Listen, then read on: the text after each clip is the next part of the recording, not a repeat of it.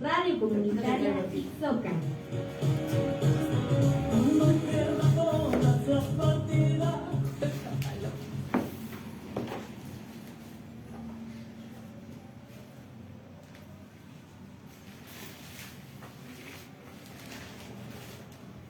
Muy buenas noches, muchas gracias por estarnos acompañando a través de Radio Comunitaria Soca.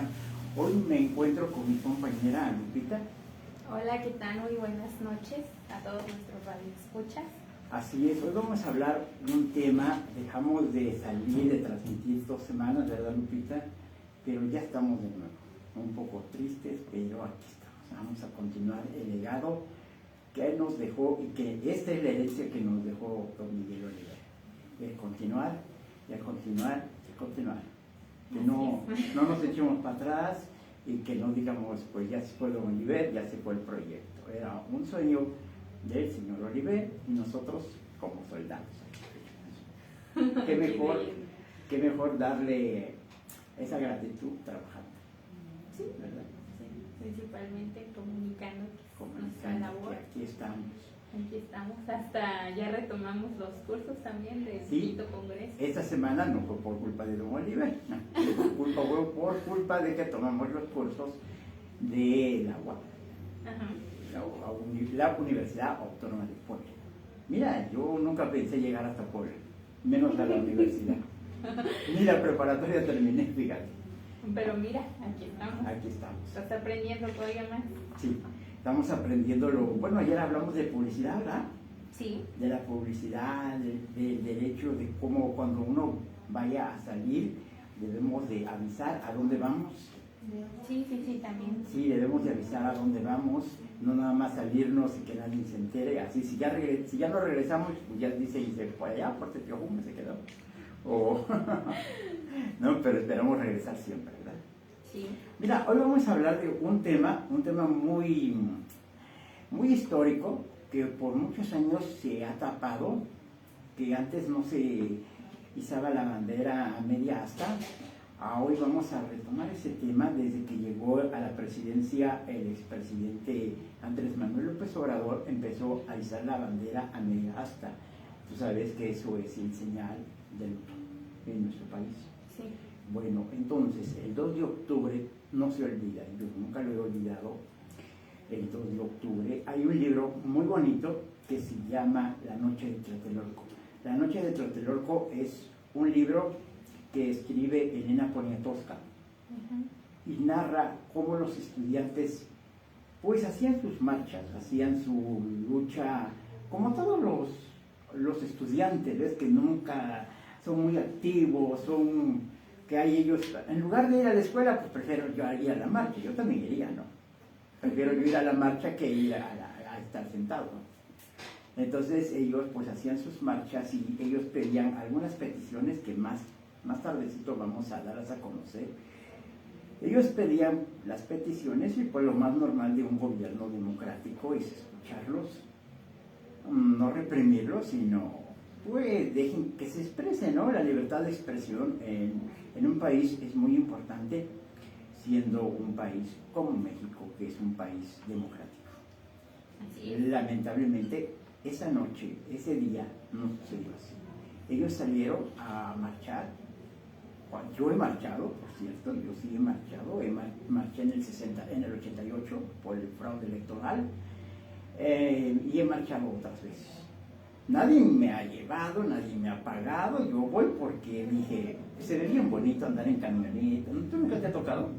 No. No, yo sí. Bueno, en ese tipo de marchas, no. No, yo sí, en el 88 fuimos con Cuauhtémoc Cárdenas, el fraude electoral.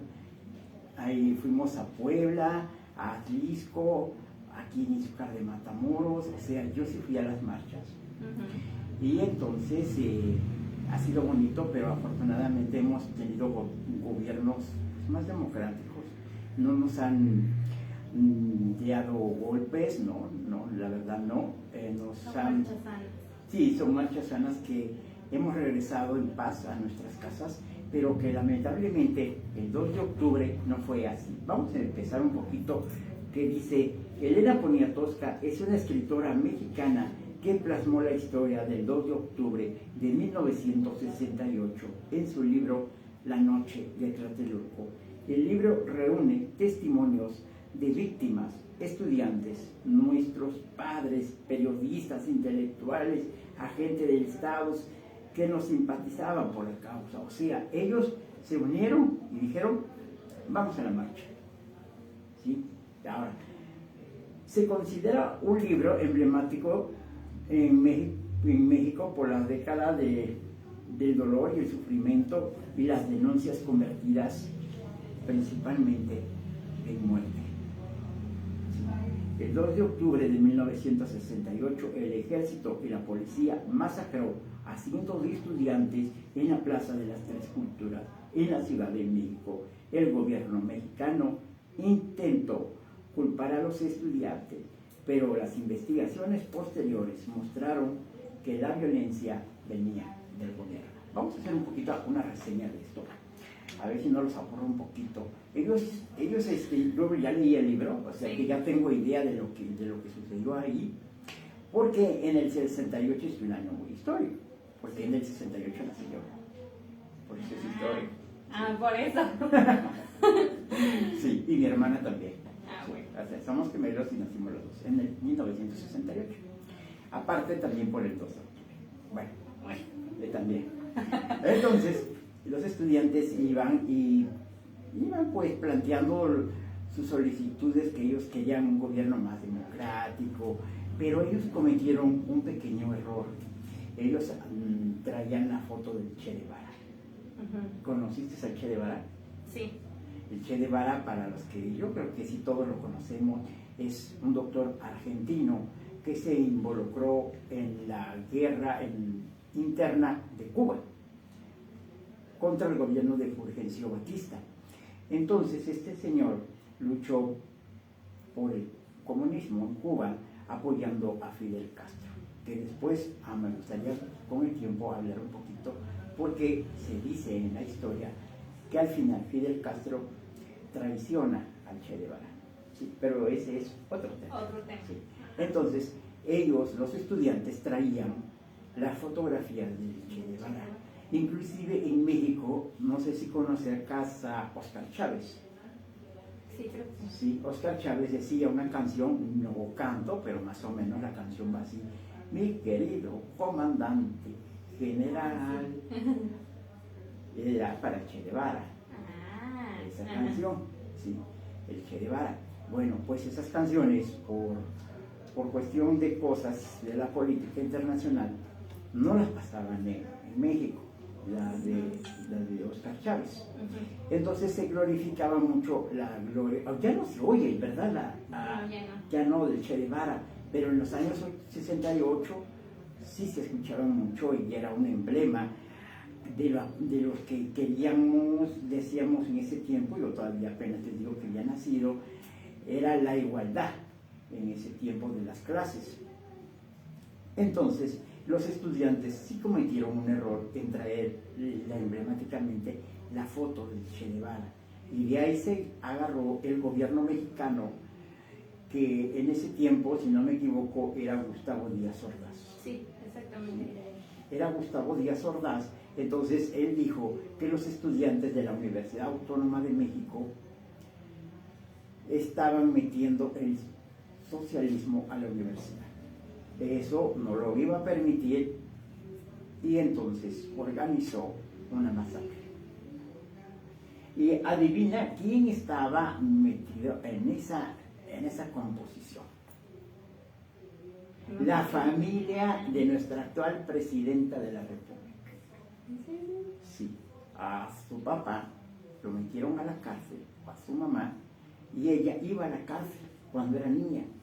Iba a las cárceles a ver a los presos políticos. Claudia Sheinbaum, que viene de descendencia judía, pero nació aquí en México, ella le tocó, porque sus padres daban clases, y les tocó estar encerrados. Fueron arrestados y ella le tocó ir a ver a sus padres a la cárcel. Eso sí, no me lo sabía. Sí, es una mujer de izquierda, pero de izquierda de verdad, no izquierda como los cristianos ancochados que hay. Esas son izquierdas ancochados, ¿no? Que ayer eran de la derecha y ya amaneciste, ¿qué pasó? Te cambiaste de cama, ¿no? Es que ya me fui a la izquierda. No, sí, ¿no? ¿Un poco no? Sí. Dices, ¿cómo? Pero si apenas hace 8 días y tú leyendo libritos, ¿no? Bueno, yo la verdad no los leí porque yo pensé que nunca iba a llegar. Pero tenía razón de regidor y ya no, ¿para qué los leo si viene un periodista y me gana el puesto, ¿no? Entonces yo dije, ¿para qué leo eso, no? Los libros de Morena, ¿ves?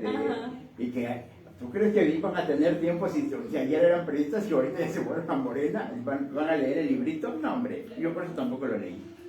Bueno, pero esa es otra cosa. Casi yo dije, ¿para qué lo voy a leer si yo no van a escoger al carnicero de mi calle, que es del PRI? Entonces, ella no, ella era izquierdista, pero izquierdista De de hueso colorado, como le dicen, ¿ves?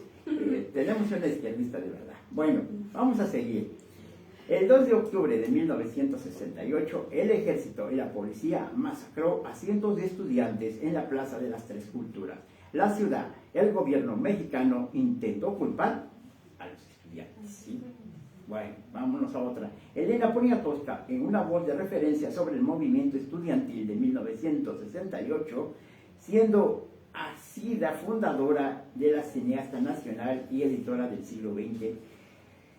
Bueno, pues ella narra que los estudiantes marcharon, yo no conozco la Ciudad de México, en el Chorocampo, por la Reforma 5 de Mayo, y los estudiantes iban contentos.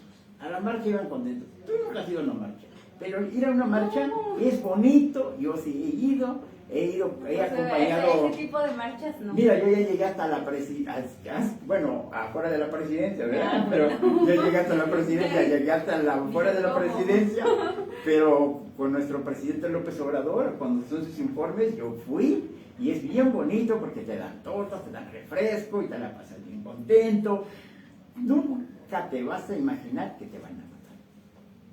No, ¿verdad? No. Al menos en un accidente que vayas, pues sí, ya sí. Pero es muy poco. Bueno, estos estudiantes del 68 iban muy contentos, muy felices, iban niños con sus hermanitos, iba la familia, iban a defender lo que ellos creían que era bueno para nuestro país.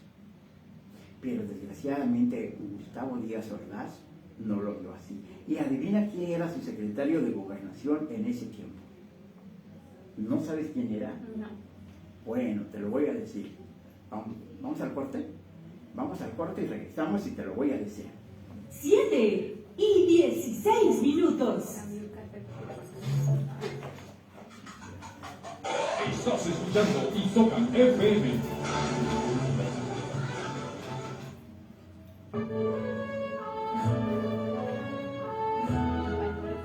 Somos Radio Comunitaria Isocan, integrantes de la red de radios comunitarias e indígenas del Parlamento Comunitario de los Derechos de la Naturaleza, Puebla y Tlaxcala. Sentí que en poco tiempo tú quisieras terminar. Saludos a la radio, que mandamos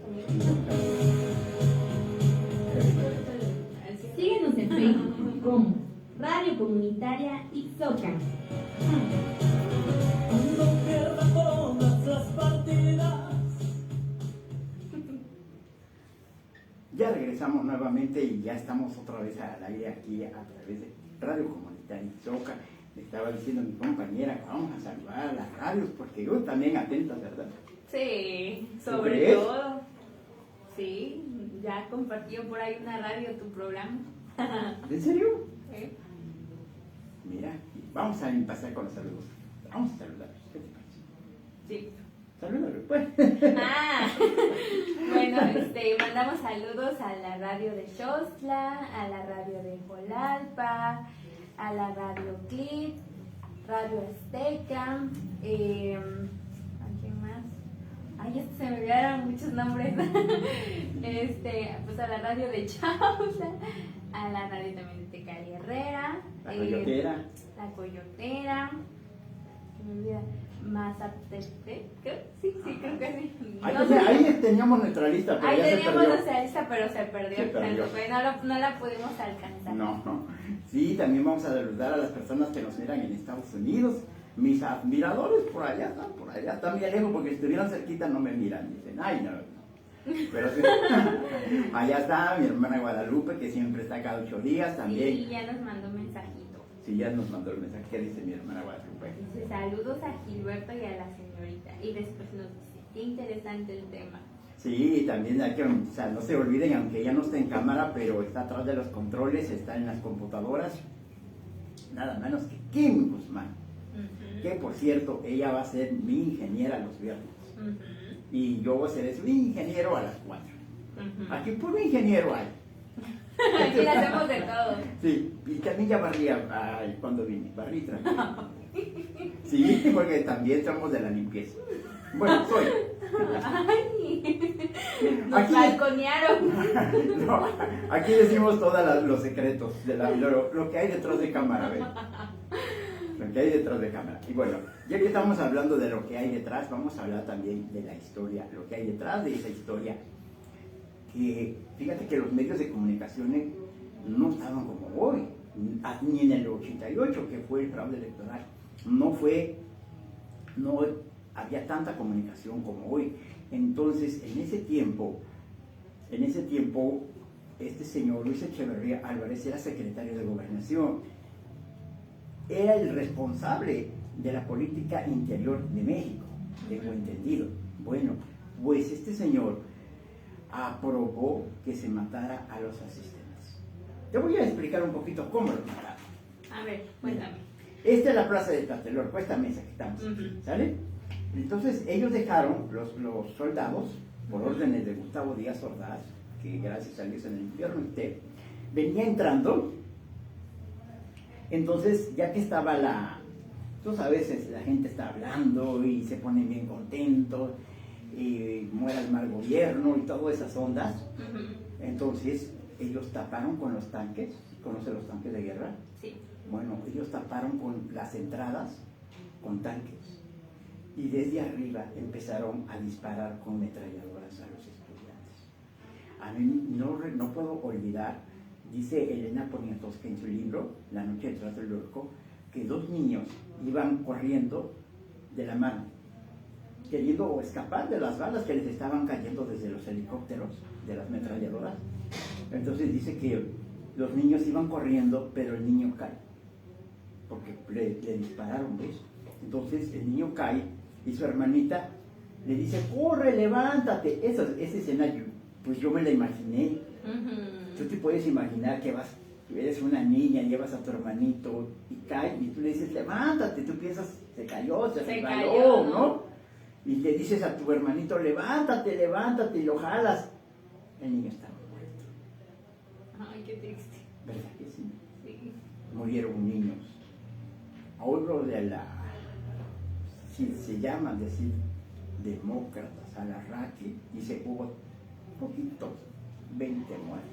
No fueron 20 muertos. ¿Cómo van a ser 20 muertos con ametralladoras desde el cielo? No, de un helicóptero. No fueron 20 muertos, indudablemente no. Mira, te lo voy a platicar un poquito para que no esté leyendo el drama. El Señor ni sabe. El Señor no sabe, pero mira, ¿Crees que no?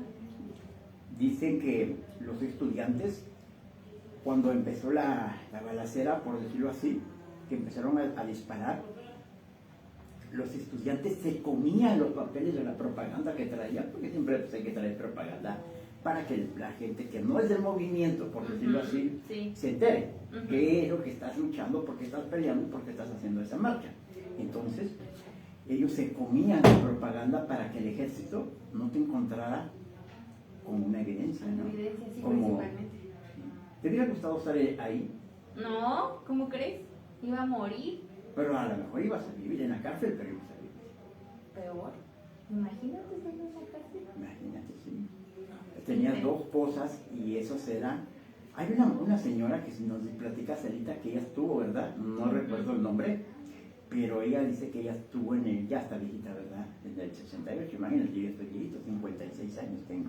Eso tiene 56 años, exactamente, de 1968.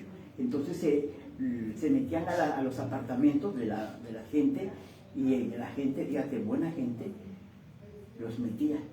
Pues sí, ¿no? Los metía, les daba asilo por un ratito, y la propaganda que traían, una que no la querían tirar, no hallaban dónde tirarla, pues el ejército viene persiguiendo, imagínate, se la comían, otros llegaron y le echaron, la tiraron al baño, ¿sí? La rompían y la tiraban al baño. El caso que si entraba el ejército al apartamento, pues no tenías evidencia, la tirabas al baño y la echaban chu y se iba, Sí, ¿no? bueno, yo me acuerdo que en ese entonces, cuando estaba en bachiller, nos enseñaron una película que se llama Cielo Rojo, pero me parece. Así. Y yo vimos esa historia pues, a través de la película y me acuerdo que así lo significaron ahora sí que en esa lucha, como que estaban escondiéndose. Fue un cuadro muy doloroso, ¿no? Porque, bueno, tú todavía no eres madre, pero imagínate que tu hija, tu hijo fueron a esa marcha y los medios de comunicación, como en ese tiempo Televisa, ¿qué crees que estaba transmitiendo? Caricaturas y novelas. ¿Transmitió algo del movimiento que estaban matando a la gente? No, nada. Porque ya se acercaban los Juegos Olímpicos del 68. ¿Sí? Entonces, ¿le convenía al gobierno demostrar lo que estaba pasando en México a nivel nacional e internacional? Lógicamente no. Lógicamente era un gobierno asesino, porque no encuentro otra palabra, y no le convenía, sino que ellos querían los Juegos Olímpicos, querían demostrar que México es libre y democrático, que no tenía en ese tiempo nada de eso. Entonces, los mataron, pero había gente que decían, y salían corriendo de ahí y decían, están matando a los estudiantes a gritos, y era la comunicación entre el pueblo mismo. Están matando a los estudiantes en la Plaza de las Tres Culturas. Televisa, ese gran consorcio que era antes, ya no lo es tanto, pero Televisa pasaba caricaturas, pasaba muñequitos, mientras el suelo de México se pintaba de rojo, la sangre de los estudiantes. Y ese señor, que era secretario de Gobernación, Luis Echeverría Álvarez, nada más ni nada menos que lo convirtieron en el presidente de México, un asesino, porque no puede ser otro. Si a mí me mandan a decir al ejército mata a los estudiantes, en ese mismo momento yo renuncio y le digo mándate a otro, porque yo no mando. Sí. Porque tuvo que haber mandado a su secretario de Gobernación, Sí. tuvo que haber mandado al jefe, al capitán, al jefe, al general, o lo que sea del ejército, para dar esa orden. Y esos fueron unos asesinos también, que mataron a los estudiantes. No creo que se hubieran merecido eso. No nadie se merece un pueblo que mata a su pueblo. No es un asesino. Yo por eso estoy en contra de las dictaduras. No me importa que sean de izquierda, Venezuela es uno, Cuba, Nicaragua, son países dictadores. No me importa que sean de izquierda. Pero ya ya no son ni siquiera de izquierda, ya son asesinos. Que manden a matar, no sé si has visto en Venezuela cómo matan a los estudiantes, le sacan los ojos con una bala perdida a gente inocente que va pasando, a los líderes los meten a la cárcel. Eso es asesinato, para no decir otra cosa. Es que me hierve la sangre. Y bueno, con apenas unos días de la feria, los jóvenes despreocupados, no se sabe otra cosa que ir cantando, caminando, gritando. Ellos son felices, ¿ves? Ah, pues sí, somos jóvenes. Son jóvenes. Bueno, respiraban hondo y caminaban seguros, pisaban fuerte, obstinados, cerca de la Plaza de las Tres Culturas. Se detenían a bordo, gritaban y saltaban. Y gritaban y pedían prehispánicas ruinas y la marcha viene hacia mí con sus manos levantadas, las pancartas, apiñados, porque la muerte no sabe que los está esperando. Qué feo, ¿no? ¿Te imaginas? Bien felices, bien contentos y... Sí, felices, como dices tú, aquí está escrito, felices, contentos, con un paso, pues, tranquilo. Nunca se imaginaron lo que les esperaba. Las lágrimas y la sangre iban a correr en la Plaza de las Tres Culturas, en la Plaza de Tlatelolco.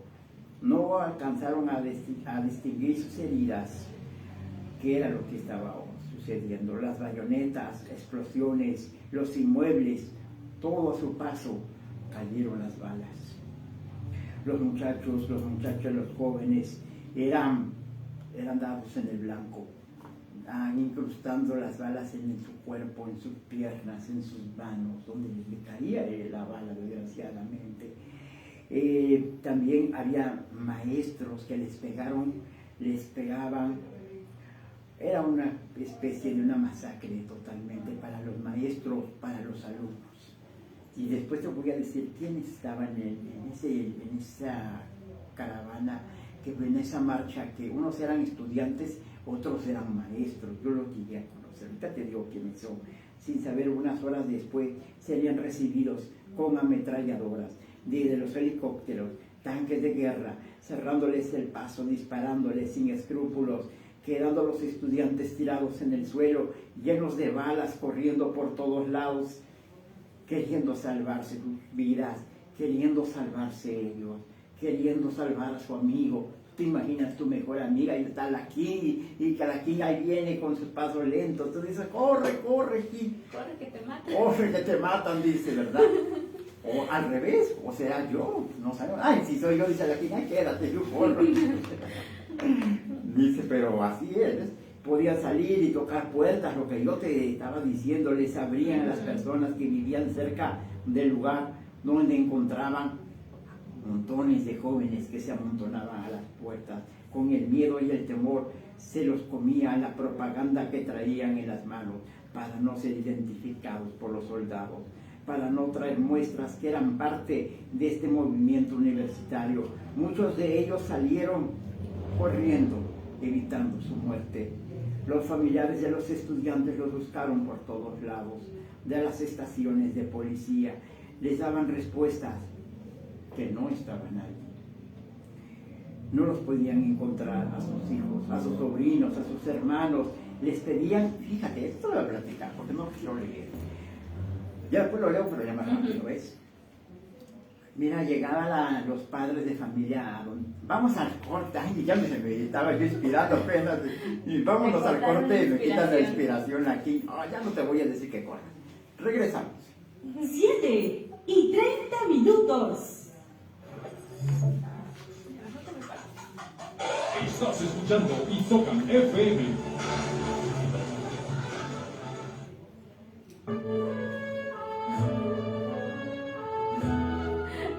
Somos Radio Comunitaria Integrante de la red de radios comunitarias e indígenas del Parlamento Comunitario de los Derechos de la Naturaleza, Puebla y Tlaxcala. En poco tiempo tú quisieras terminar.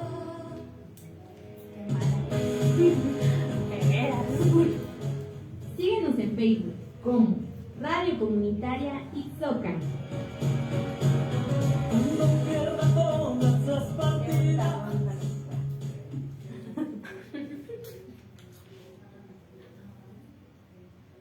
Ya regresamos nuevamente. Muchísimas gracias por estarnos acompañando, recordando también a las personas que nos escuchan. Mira, hasta ahorita me di cuenta del teléfono, que aquí lo tengo, ni lo he visto de tan entusiasmado que estoy, que aquí tengo el teléfono para monitorearnos y ni me he monitoreado.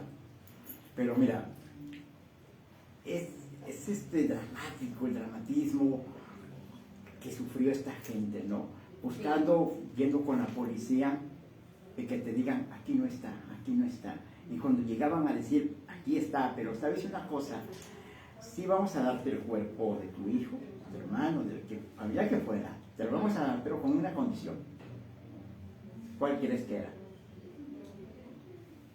Que no digas nada. Sí, pero tenías que justificar su muerte, pero te iban a decir, mira, aquí está tu hermano, por ejemplo, ¿no? No tienes hermano, ¿no? Sí. Sí tienes hermano. mira, aquí está tu hermano, pero con la condición, te lo vamos a dar, pero con la condición de que firmes este documento que murió de un infarto. ¡Qué horror! Si no, no te lo vamos a dar, te vas a tener que esperar. ¿Qué harías?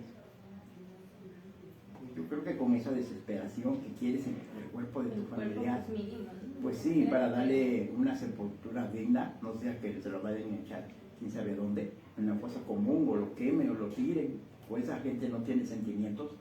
Entonces se lo daban a los padres, pero firmaban las actas de defunción como un infarto, como un accidente que tuvo, menos de lo que les disparó el ejército. ¿Cuántas actas de defunciones se fueron así? Mintiendo, ¿no? Y como Sí. padres desesperados, lo que tú quieres es el cuerpo de tu hijo, firme lo que sea, denme a mi hijo, denme a mi hija, a mi nieto, a lo que fuera, y te firmo lo que sea, ya está muerto, ¿no?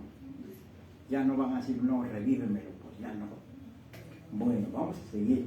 Así firmaban los padres con tal de recuperar los cuerpos de sus hijos, actas de defunciones falsas hechas a modo por el ejército mexicano, ese ejército que tenía una invasión extranjera, pero más que extranjera era interna, ¿ves? Porque nos estaban matando a nuestros hermanos mexicanos, asesinaban a los jóvenes estudiantes de 1968, su propio pueblo, a sus hermanos, eran los que estaban muriendo. El movimiento estudiantil de 1968 no nació en ese mismo año, no surgió así nomás porque vamos a marchar ahorita y ya, no. Todo movimiento siempre tiene sus antecedentes, siempre viene de un movimiento chiquito, grande, y va creciendo, ¿ves? Hasta que dices, ahora sí vamos a marchar, ya somos un montón. Perdón, me comí la palomita. Son partes del programa. Es que cuando más no me interrumpen aquí, se me pasa una palomita. Ya había planeado anteriormente por innumerables organizaciones políticas revolucionarias, importantes grupos de estudiantes, derogaron. Ellos pedían, te voy a decir lo que ellos pedían. Pedían quitar el artículo 145, que se refiere a la disolución social, porque desaparezca el cuerpo de granaderos. Que realmente el cuerpo de granaderos nunca ha desaparecido. No, Yo te voy a contar rápido lo que nos no pasó. tan rápido porque luego te me ahogas. Hay que poner las palomitas. Cuando mataron al tío de nuestra compañera y amiga Janet, nosotros cerramos la carretera federal. Ajá. Y vinieron los granaderos, que todavía ahí están, porque me consta, y nos echaron gases. ¿Y saben lo que se siente? ¿Nunca te ha tocado? No. Ay, nunca has ido a una marcha. Pues yo sí. Pues no te estoy diciendo que no. Arden los ojos, ¿sí? Arden los ojos y la boca, porque es como con chile. Entonces, se siente bien feo. Ya me tocaron las granadas. El movimiento de 1968 recogió todas las demandas por las disoluciones. El vocero de la demanda más sentidas por los estudiantes, los trabajadores y los intelectuales. El líder del movimiento estudiantil del 68, de coordinador del Comité Pro Libertador Democrático, era el señor Félix Hernández Gabundi.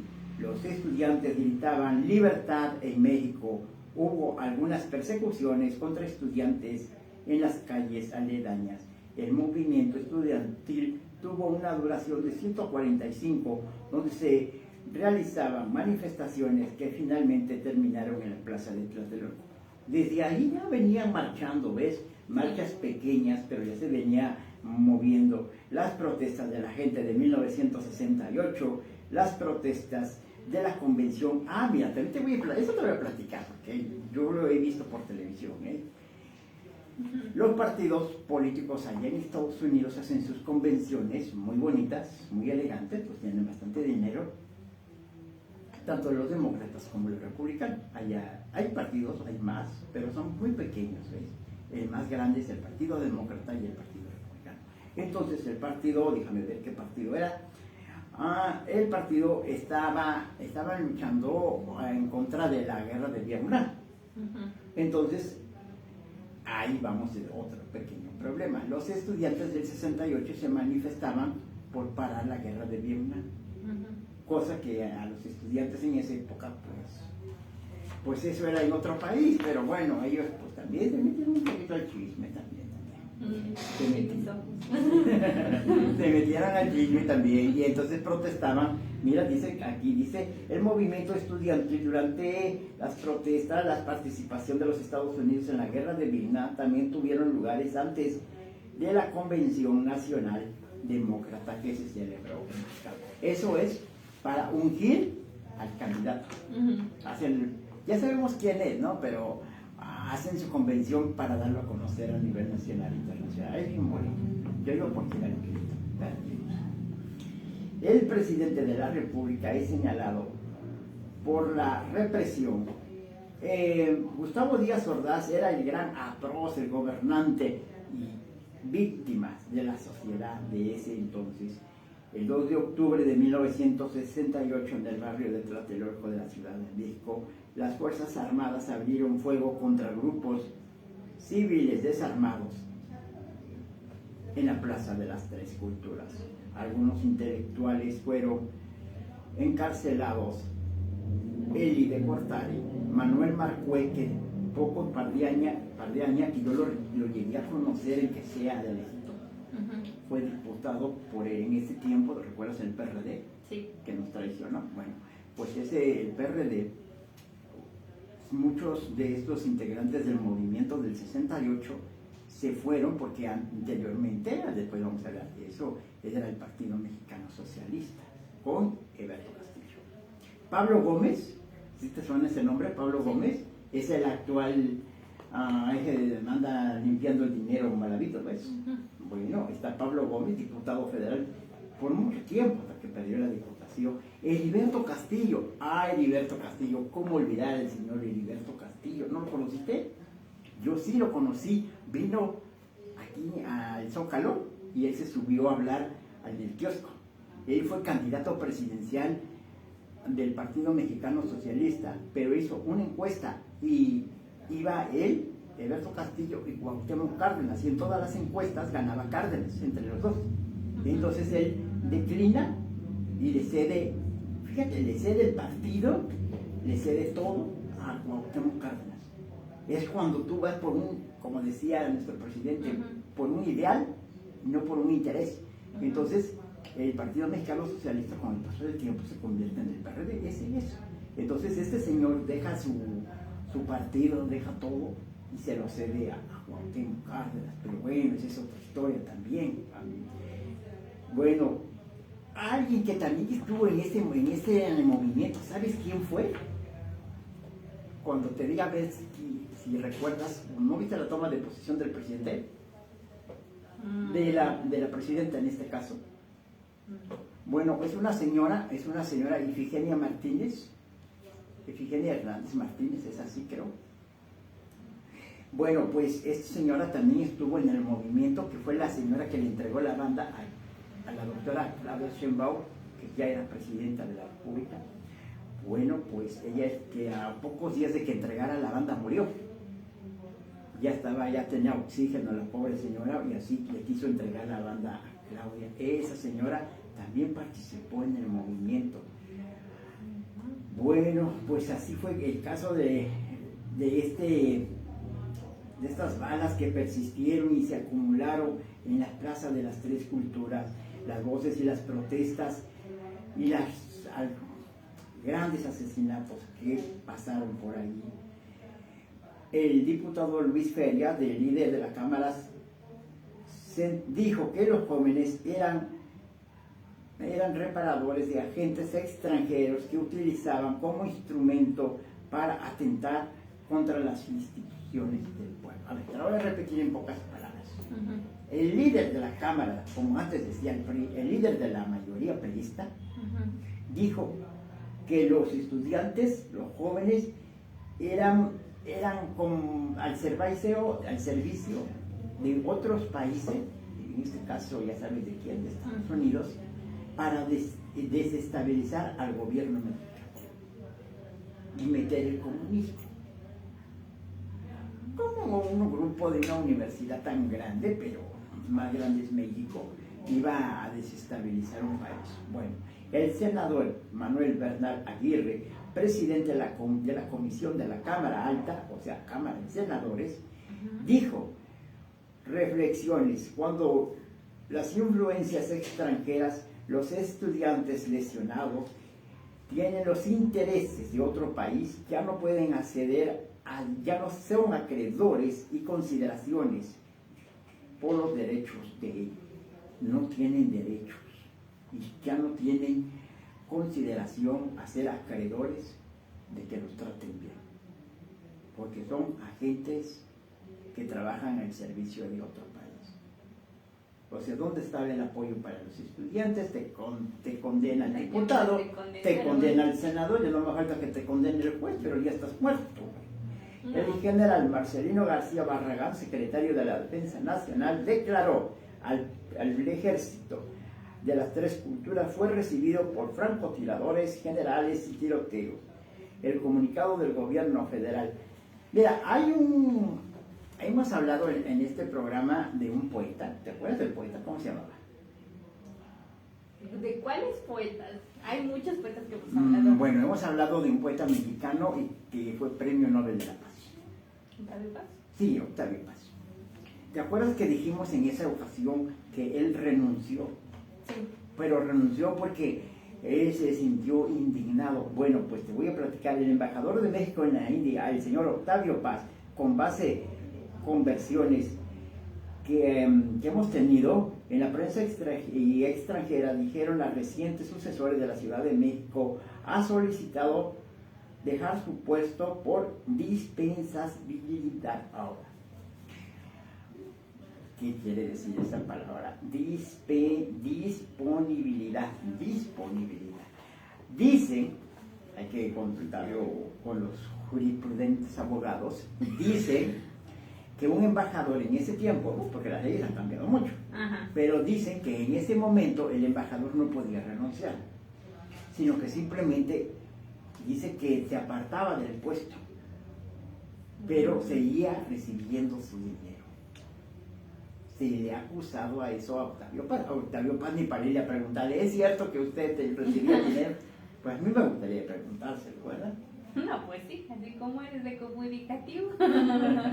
No, yo siempre, oiga usted, tuvo usted mucho orgullo y renunció usted a la embajada de la India, pero yo quiero preguntarle, ¿siguió usted cobrando? Digo que sí, ¿no? Pues yo ahora que estoy estudiando bien este punto, al principio cuando hablamos de la poesía yo pensé que había tenido más dignidad y dijo, no cobra. Pero aquí dicen que sí, seguía cobrando como diplomático. Yo no hubiera cobrado. Y si me lo ponen en mi cuenta de banco, hay que ¿qué? No, nada. No, yo pensé que ibas a decir, cuando no se den cuenta, va y lo saca. Conste, yo no dije nada público. No, pero yo sé que así estás pensando. No lo va a sacar. Dice, en virtud de que es muy grave, el embajador de México, dando crédito a las versiones inexistentes difundidas por ciertos órganos de información extranjeros, dijo el gobierno mexicano, que el embajador se creyó, en pocas palabras, de chismes extranjeros, que no era cierto, no era represor del gobierno mexicano, no. Entonces, ¿cómo se llama lo que hizo matar a los estudiantes? Extinguirlos nada más. Que no, qué coraje. ¿Verdad que sí da coraje? Sí. Bueno, el gobierno que representaba la Secretaría de Relaciones Exteriores por acuerdos superiores ha resuelto conceder al embajador su separación del servicio exterior mexicano, días después de la masacre que inició alrededor del 2 de octubre.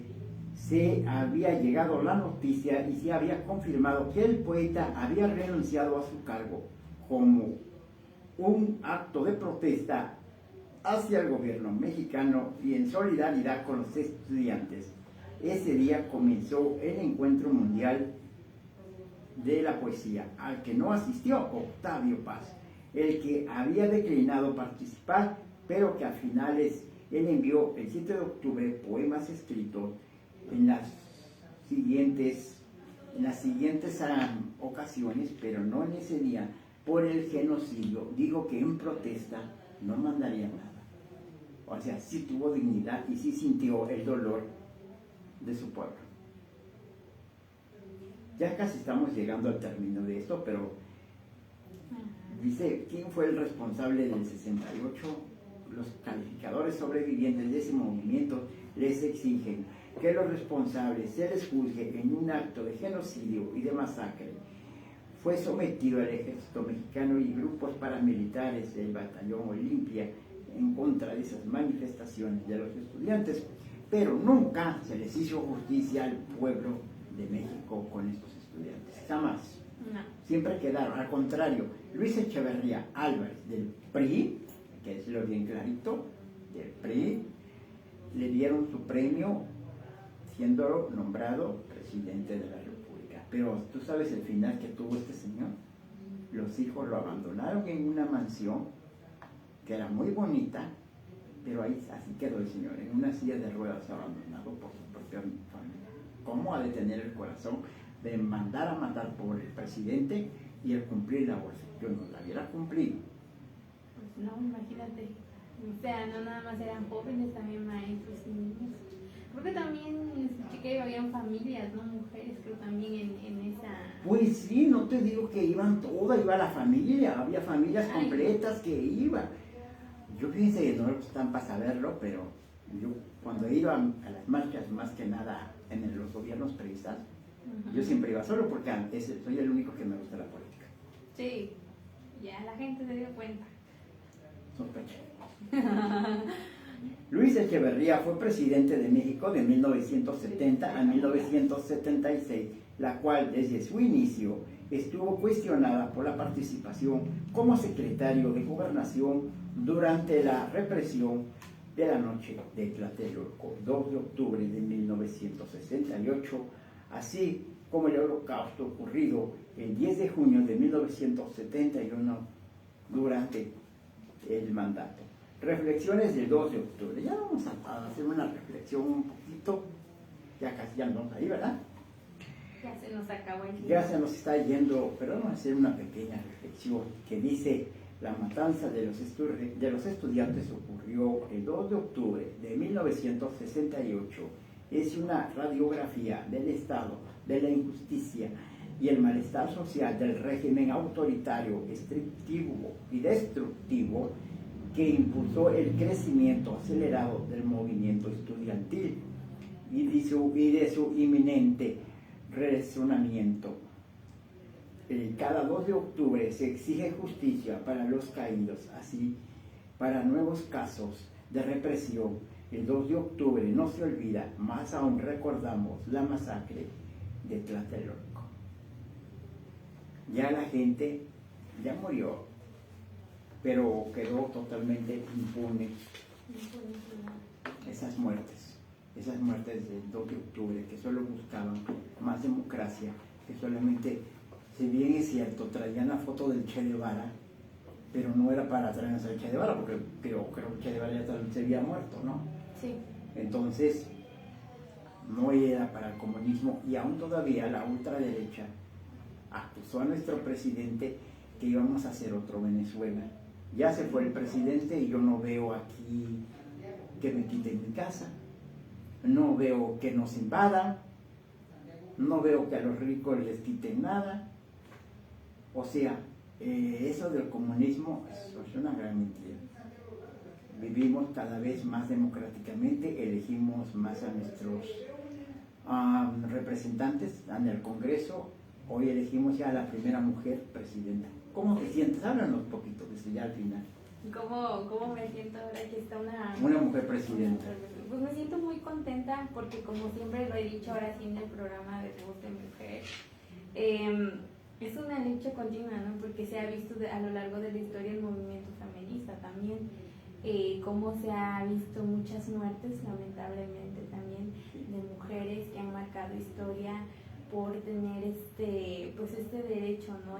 En varios ámbitos, en la vida cotidiana, en el profesional, en la comunicación, y que hoy en día una mujer en ese puesto pues es la oportunidad de que hoy en día también pues se crezca más y que tengamos más derechos. Mira, cuando hables de tu tema de las mujeres que han luchado en México, que hay, nunca te olvides de una mujer que dio su vida por defender a México, Rosario Ibarra de Piedra. Rosario Ibarra de Piedra fue candidata en el 88 por el Partido Revolucionario de los Trabajadores, pero siempre ha estado en la izquierda. Después se fue con Cuauhtémoc Cárdenas hasta morir. Hoy su hija preside la Comisión Nacional de Derechos Humanos. Rosario Ibarra de Piedra mandó a su hijo a comprar aceite. Nunca regresó ni el aceite. El gobierno de esa época, represor, los desapareció. Ella formó un grupo que se llama Eureka. Y ella luchó, Rosario Ibarra de Piedra, ella fue senadora, fue diputada por el entonces PRD, pero luchó toda su vida por las mujeres. Rosario Ibarra de Piedra. Ya nos vamos a ir, muchísimas gracias por algunos saludos ya que quieras mandar, los últimos. No, pues volver mandando saludos a todas las radios que nos están observando. Sí, y a todas las mujeres también, que son luchadoras, no creas. Sí, sí. Mira, tú eres una que no has ido a la marcha, pero estás en el micrófono. Ahí, ¿no? A través de mi voz, ¿no? A través de la voz también es sí, es participar. lo que yo comentaba, ¿verdad? Cuando recibí mi reconocimiento, ¿no? También esta problemática que se está viviendo de feminicidios. Entonces yo dije, pues sí, es una lucha continua y pues me gusta estar aquí y más ahora comunicando este tipo de temas. Así es. Muchísimas gracias a mi compañera Kim, que está ahora sí en los controles, que ya lo vamos a tener el próximo viernes a las 4 de la tarde en su programa. ¿Cómo se llama tu programa? Tarde entre amigos. Tarde entre amigos. Dice aquí, y entre amigas también. Bueno, ya me voy. Mi nombre es Gilberto Hernández y Lupita Carrillo, ¿verdad? Sí. Muchísimas gracias. Hasta luego. Hasta luego. Nos vemos la próxima semana. Dale.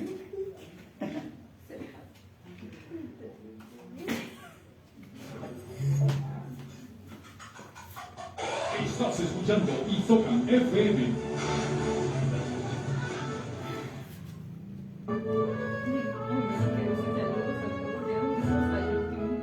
Somos Radio Comunitaria Ixocan. Integrante de la red de radios comunitarias e indígenas del Parlamento Comunitario de los Derechos de la Naturaleza, Puebla y Tlaxcala. Sentir que en poco tiempo tú quisieras terminar. Gracias. Ya te andamos ahogando por las